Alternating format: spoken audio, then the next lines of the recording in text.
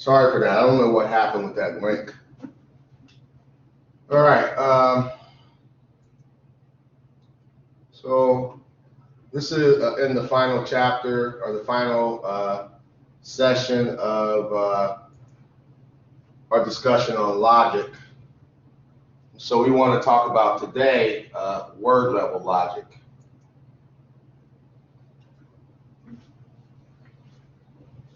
Also today, I was supposed to do a demonstration of the software, so I brought my disk with the simulation software on it, but I don't have any place to put it. They don't have a CD drive on these machines. So I think what I'm going to do, guys, is I'll just make a video recording of it. That'll be better anyway. That way you can play it over and over again if you need to. So I just want to give you an introduction to the software. I'll make a video over the weekend and I'll post it. It'll be really short. You can watch that as an intro to Logix Pro PLC simulation software. So today we'll just do this PowerPoint and we'll get done a little bit early today. So fundamentals of logic, we talked about AND logic, OR logic, NOT logic, the basic logic functions, and we talked about a couple of derived functions. The NAND gate, this is a derived function. NOR gate, NOR logic is derived.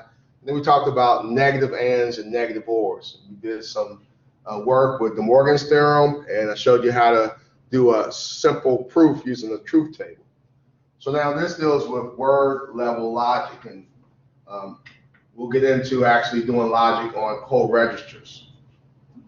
This also is an introduction to the language that you'll use to program the PLC, relay ladder logic.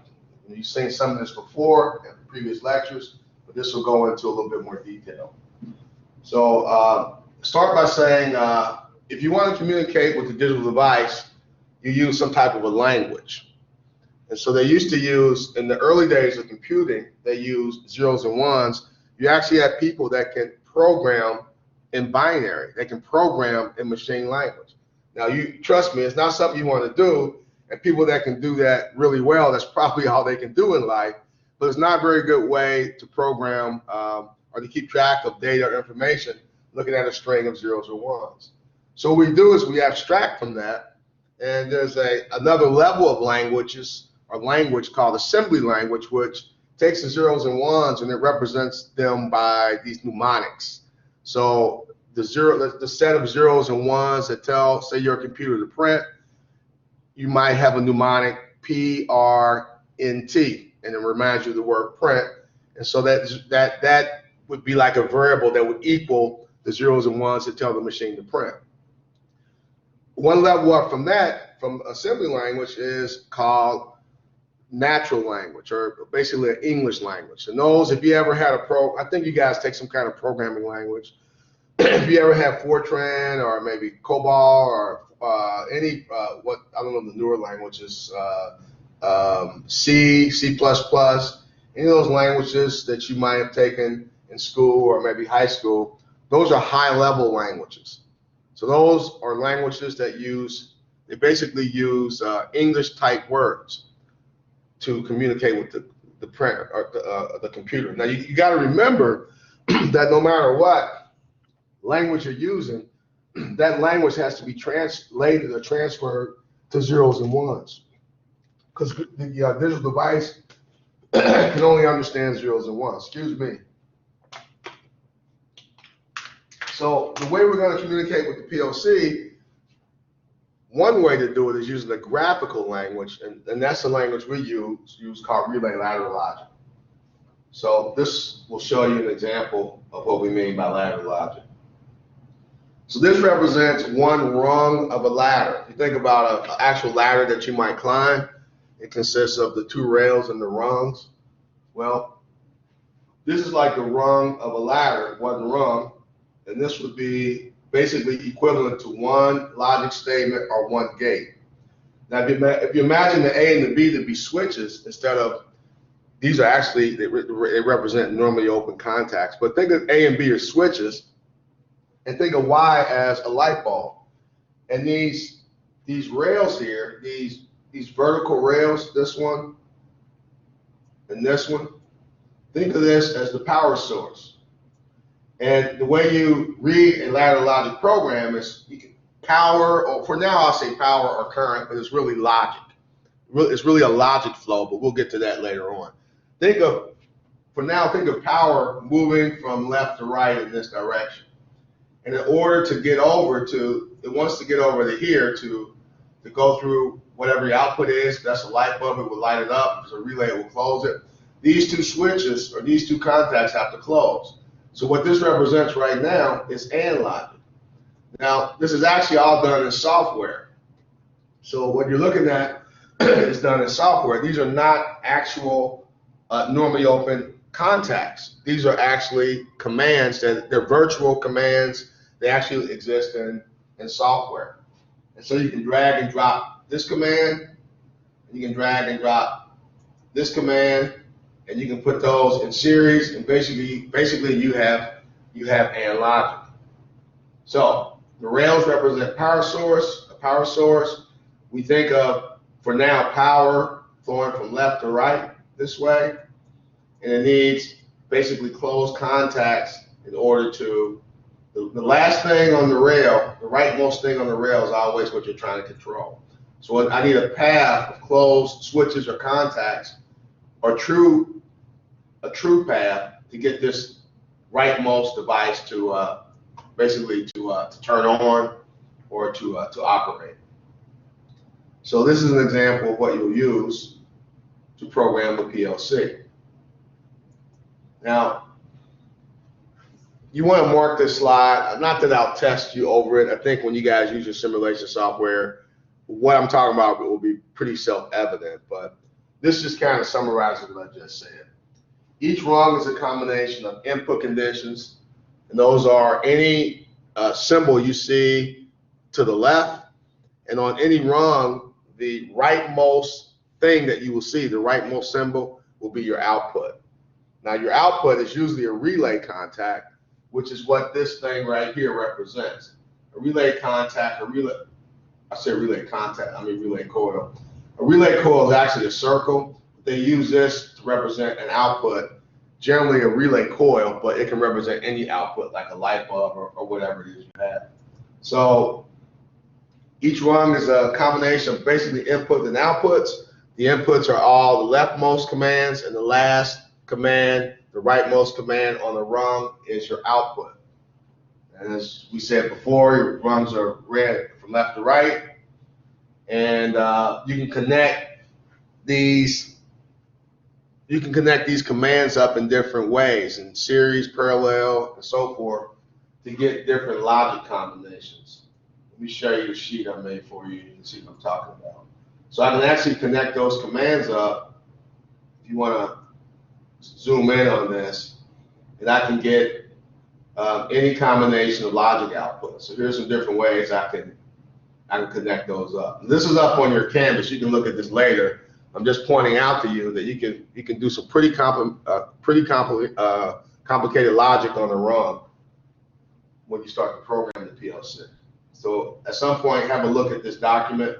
Nothing you have to memorize, but just look at it, and you'll hopefully understand some of what's on there. Where can we find the document? That document is on Canvas.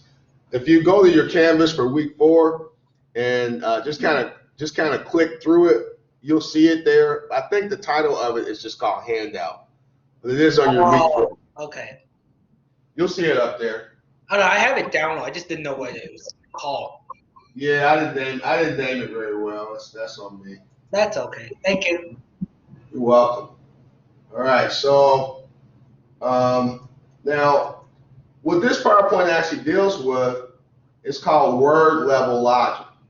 Word level logic. Now, in the last class, we practiced logic gates, and we developed some logic circuits from the expression, and we developed some expressions from the gates. But what this deals with is word level logic. Now, let me remind you of a word. A bit is a single binary digit, a 0 or 1. A byte is a group of 8 bits. So the bit and the byte are kind of fixed. A bit is one binary digit. A byte It's 8 binary digits taken as a group. When you get to a word is machine dependent. A word is machine dependent. And what that means is whoever designs a digital device, they can make their word size as big or as small as they want. Now, the word size is not an odd size like a 3. It's always some kind of power of 2. So it would be a 1. You can have a 1-bit word, 2, 4, 8, 16, and so forth. There's some power of 2. But the word size is chosen by whoever designs a digital machine. The advantage to having a really, really large word size, like somebody in your class asked about the Windows operating system, is this what it means when it says it has a 64-bit word? And I said, yes. So it can move chunks of information. It can move chunks of, I shouldn't say information, I should say data. It can move zeros and ones around in chunks of basically 64 bits. And so, but the disadvantage is, the advantage is you got a bigger chunk of zeros and ones, so you can move information or data more quickly. But the disadvantage is your circuitry to do that is way more complicated. So as anything in engineering, there's always a trade-off. You just have to kind of find the sweet spot. So your word size with a PLC basically is going to be determined by your input-output cards. How many screw connections do you have on your input or output card to connect devices? And again, it's always a power of 2. So with your particular simulation software, which is kind of modeled after Allen Bradley PLC, you have 16 screw terminals on each input or output module that you can connect devices to. And so each of those screw terminals connect directly in memory to a space in the register that can hold a 0 or 1. And whatever switch you have connected to the screw terminal, let's say that switch is open. Inside that register, if the switch is open, the PLC would write a 0. When that switch is closed, the PLC would write a 1. So each screw terminal is mapped to a particular bit position in memory in something called an input image table or output image table, which I kind of talked about in another PowerPoint, but it was the one that I missed and I had to record it. So I don't know if you guys actually saw that or not, but hopefully you watched it. My point is this, is that because you have a 16-bit input-output card, the word size is 16 bits, but there's no reason why we can't have a word size of 8 bits or 32 bits or whatever. 16 is common. 16 is very common. So the point of this PowerPoint is not only can you do and or not logic or some one of the derived functions on individual bits, you can do it on entire words. Now remember what we said about a word. There's a term called a word, which is just a group of bits defined by whoever makes the machine. But then there's this thing called a register. A register is an actual physical device. Registers hold basically bits and bytes. Register holds, they'll hold a word. You can have a register that's 1 word long and it could be 16 bits. You can have a register that's 1 word long and it's 64 bits. So the register size depends on what your word size is going to be. What I said in this class, a previous PowerPoint, was that for this class, we're going to consider the term word and register to mean the same thing. Now, strictly speaking, they're not. A word is a virtual, it's a virtual thing. It's a group of zeros or ones.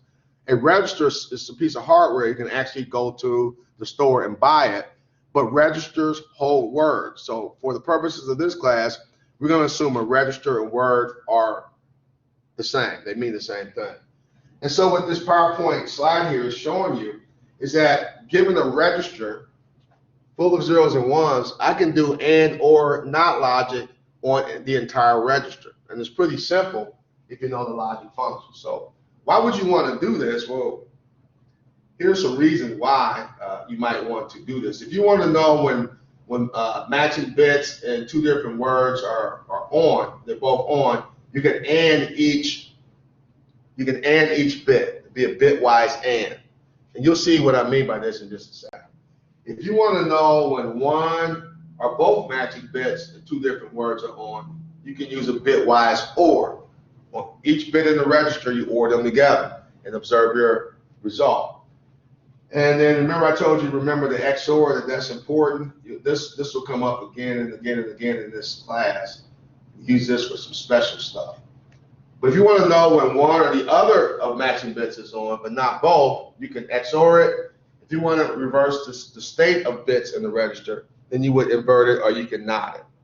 So given a register, it might look something like this in your PLC. You actually program it. This is an actual command. So this right here represents for now it represents a normally open contact. But remember, it's not an actual hardware. This is all software. So you'll open up your simulator and you'll have this screen and you're able to drag this ROM onto your screen. You're able to put this input on the ROM and you're able to put this on the ROM. This is actual command. And the name of this command is right here. This is the bitwise AND. So all the commands in the computer, or in this case the PLC, the sum total of all the commands in the particular device is called the instruction set. So the instruction set for most PLCs will allow you to do a bitwise AND. Now, why do we have this command over here, input A? It's because this is what we call a conditional command. In other words, it's going to be controlled by either a switch or sensor outside of the PLC.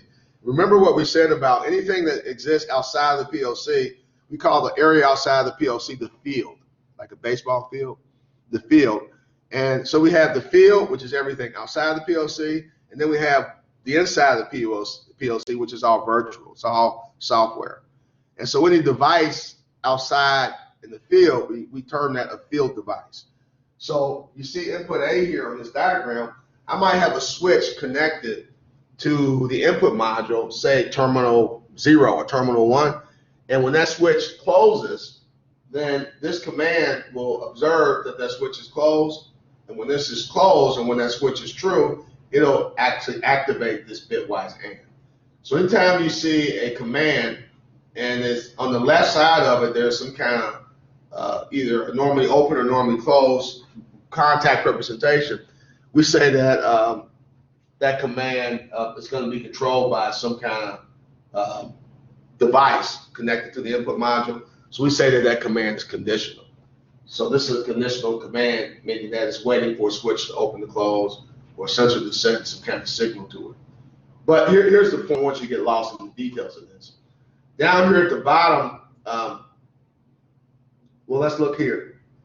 What this command says is it says I have source A and source B. These are registers. So registers, just think of it as a device to hold the zeros and ones. And so these are the registers, and here's source A, and here's source B. So these are the actual registers right here. There's register A and register B below it. Now, this right here, the B35:5 and the B3:5 and the B3:7 and the B3:10, those are called addresses. So everything that exists in memory, and these registers are actually in memory, any and everything that exists in memory of any digital device has an address. And it has to have an address because you have to be able to find that 0 or 1 or group of zeros or ones. So that's done through addressing. Addressing is kind of complicated, so I'm not going to go into how it's done, but just realize that everything has an address. And just like you can go to the United States, and then from the United States, you can go to a state. So maybe I come to the USA, the state of Ohio, in Ohio, the city of Cincinnati, the neighborhood of Bond Hill, the street of Reading Road. The street address is 5024 Reading Road, and the apartment number is number 2. Now, that's my actual address, so please don't show up at my house. But I went from a country to a state to like a suburb to a street to a house to an apartment, and I can even tell you the room of the house that I'm in. That's an example of addressing. So the computer not only has to keep track of data, it has to keep track of where the data is. Keep track of zeros and ones. Is this register holding a 0 or is it holding a 1? But then there's another part where it says where these things are located. And so it gets kind of complicated, but for you it'll be simple because you just have to remember the letter and number to represent the address. So the B basically means it's a register. We don't have to get into addressing now. That'll be something for later. What I really want you to look at is how this is done. A bitwise AND means I have these two registers, register A and register B, and you can see the contents of each. So what I'm going to do is this command says we're going to AND these bit by bit. So bitwise AND, we're going to AND these bit by bit. So remember, with AND logic, the only time I get a 1 is when both inputs are 1. So here, the only time I'm going to get a 1 is when both corresponding cells in the register have a 1. So if you look at the register, this bit right here, I got a 0 and a 0. Well, when I AND those together, I get a 0. I got a 0 here and a 0 here. When I AND those together, I get a 0. Matter of fact, if you look, the only time I get a 1 is when I have a 1 AND it with another 1. Then that'll put a 1 down here in the destination register. So what I can do is I don't even have to see what's in source A and source B. I know if I'm using a bitwise AND, if I want to see where my 1s are, all I got to do is look down here in the destination. And anytime I see a 1, I know that means there are 2 1s in corresponding cells in the source registers. So a bitwise AND will tell you when you have matching 1s. Well, I can do the same thing with OR. I can do a bitwise OR. Now this is an inclusive OR. An inclusive OR is a regular OR, and I'm doing the air quotes right now. That's just the OR where one or the other input is true to get an output that's true, or both are close or true to get an output. That's our regular OR. And so remember, OR, when I OR, I only need 1 1 for the output to be true. So what this will tell me is when either source cell has a 1 in it, or when they both have a 1 in it. So in other words, the only time you should see a 0 in the destination is when both cells contain zeros. So when I OR this with this, of course I'm going to get a 0. But when I OR this with this, a 1 or a 0 is a 1. A 1 or a 0 is a 1. Anytime I have a 1, I should have a 1 on the bottom. If I have both 1s, that's in this case over here, then I'm going to get a 1 down here. The only time I'm going to get a 0 is when I don't have a true condition in either one of the source register cells. So again, I don't even have to look at what's in register A or B. I can just look at the destination.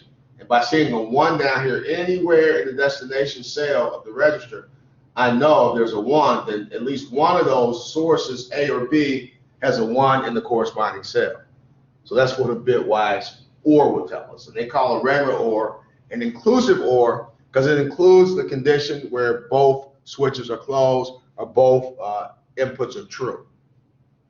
The very last row of the truth table. And here's the one I asked you to remember, the XOR. Now remember, XOR is like OR, but this is not an inclusive OR, it's an exclusive OR. It excludes the condition where both switches are closed or both inputs are true. So here, if I have a 1 anywhere,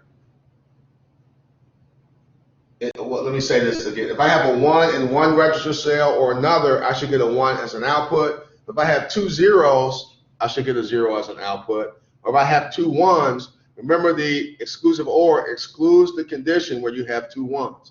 So if I have matching bits, 0 0 or 1 1, then I should get a 0. For any other combination, I should get a 1. So like right here, here's a combination of 0 and a 1. I get a 1. But when I have 2 1s, I should expect a 0. I get a 0 right here. If I have 2 zeros, I expect a 0. There's a 0 right there. So this is really, really, really super easy. All you got to do, if you know AND or not logic, you just do it bit by bit. So it's not really, there's nothing new here. There's absolutely nothing new here. It's just you extend that AND or not to a register, and you're able to look at the destination register and observe different things. And of course, the simplest one is the NOT instruction. All that does is it takes, notice that we mentioned that the inverter, the NOT function has 1 input. Notice on this bitwise NOT, we only have one source. You don't need 2. we have one input. And so what we're going to do, what the NOT will do is take each bit in the register and invert it. Now, why would you want to do this? Well, there's reasons why you might want to do it that we may get into later on when you start programming. But just know that you have the capability to do bitwise ANDing, ORing, NOTing, XOR, and basically the logic functions that we talked about in class. So, anybody have any questions over any of the PowerPoint slides? I think it should be pretty straightforward.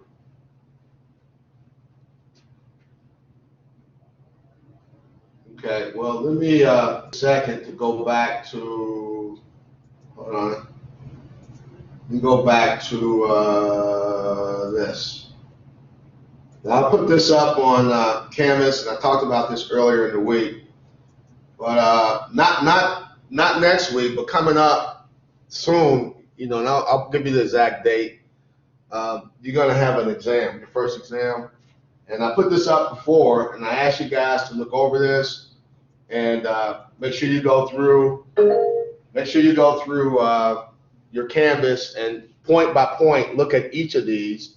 And then if you have any questions, write them down for me, and you can ask me. So this weekend, while you guys are, I'll give you the quiz this weekend. I'll activate the quiz at some point, and I don't know what else you have that I'll look at Canvas. But I'll make the video to give you the introduction to your simulation software. So that'll be your 2 assignments. But at some point, look at these. If you have any questions on anything, you can ask about them. Maybe sometime next week. Make sure on this one, number 4.